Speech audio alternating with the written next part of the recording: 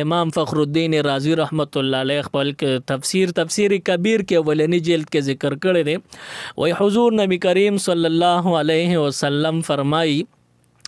من اهان العالم فقد اهان العلم، چا چې د یو عالم توهین او بے ادبی وکړه په تحقیق سره دی بنده د علم توهین وکړه. ومن اهان العلم فقد اهان النبی،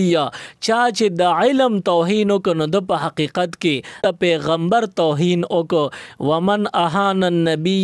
فقد اهان جبريل، او چا چې د نبی علیه الصلاۃ والسلام توهین وکړه هغه په حقیقت کې د جبرائیل علیه السلام سپکاوی وکړه. ومن اهان جبريل، او چا چې د جبرائیل علیه السلام سپکاویو که فقد اهان الله، د په تحقیق کې د الله پاک سپکاویو که. ومن اهان الله، او چا چې د الله سپکاویو که اهانه الله یوم القیامه، دغه چې د الله سپکاوی کړي د قیامت پر ورځ الله به دا بنده سپک کی ذلیل او رسوا به کی.